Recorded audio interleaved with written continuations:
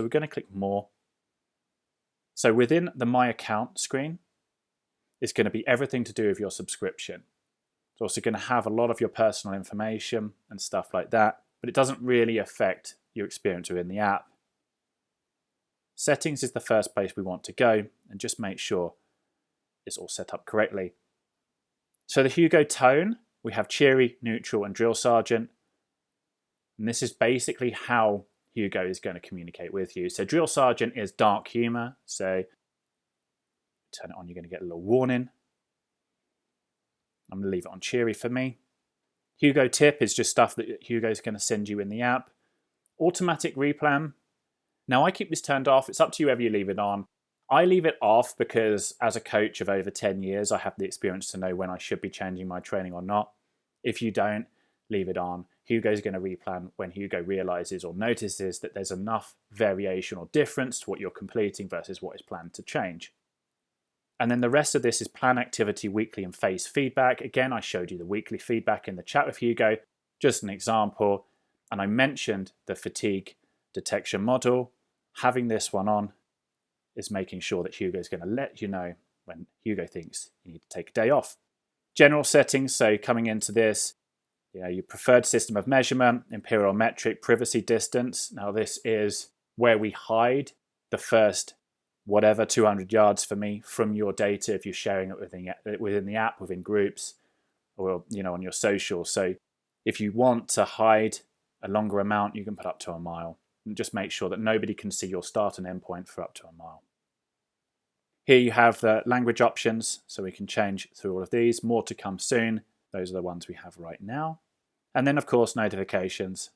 Pretty simple there. If you like to use the calendar sync function, you can enter a default start time. So every workout that plans to your calendar is going to be on this time. You can change it within each workout. And of course, you can change the calendar week to start from Monday to Sunday. And lastly, if you're a Wahoo X subscriber, or if you're interested, you can actually have some Wahoo X workouts synced in your training. You just come here, and if you want all of them, all of your workouts to be Wahoo X, click all, and if you want a certain amount, you can click that through there. Once you're done, click Save. So devices and apps is where you're going to connect all of your wearables or your devices, and you can see I've got all of these connected. If you want to do any more, you can click the plus icon, and you're going to just go through clicking on one of these. It's going to ask you to log into that specific platform, and you just do that and you'll sync. Here, as you can see, there's different options here. So for example, with Apple Health, I can import, or I am importing all of my health data. You might get it from Garmin. I don't. You don't want necessarily to have it from two places. So you can choose here by toggling on and off where you receive that.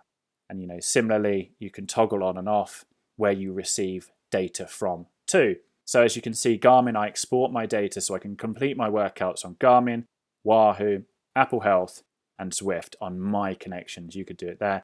But I actually only gather data from certain places, which is Zwift and Wahoo. So sports is where you're going to be able to turn on and off various sports. So off looks like this, on looks like this. You can click the Edit Sports button in the bottom to go through and add stuff like a minimum workout duration, whether you have a power meter, and then forcing every run workout in this case, to be based around one of these measures. So power is obviously from a power meter, pace is just your pace, heart rate, rate of perceived exertion, this is like the Borg scale, and simplified RPE, which is perhaps for somebody who is a bit more newer to the app or just wants a simple way to understand how you should feel on a scale. These vary depending on which sport you are talking about. You can also add stuff like bikes. This is really important for our race planner, so I would spend a little bit of time adding this in. If you don't know the CDA, which is the aerodynamics of your bike, you can just leave that blank, and we gather that from sources.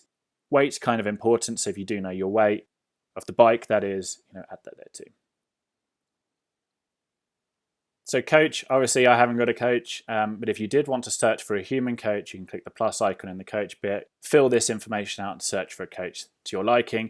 It's worth us noting at this point, we don't affiliate with any coaches right now, so you will be sharing your data, private and athletic data with a human coach who is not accredited by us at this time.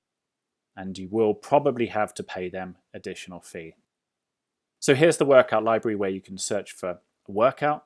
If you already know the name, we can just type it in there. It's going to come up with all of the workouts related to that term in the workout library. And as you can see, we can scroll down to see all of the different ones, or we can scroll left to right to see different variations. We call this a family, workout family. And as you can see, there's 4 of these different ones. The shortest one's 48 minutes, longest one is 1 hour. And if you watch and look at the little blue boxes, you can see that the difference here is just the amount of intervals. So lots of different variations of each workout. If you just want to search for something randomly, you can just go through here, and just fill out these filters. Or, you can ask Hugo for a workout. And we can do this directly from the plan screen too. So if you do find anything or you have any questions, you can use the contact us. We do like it when you send us as much information as possible. Screenshots or videos is really useful to help direct any issues or suggestions to the right place. And lastly, just want to show you the Help Center. Here's where you can find all of the FAQs, the glossary, and the how-to.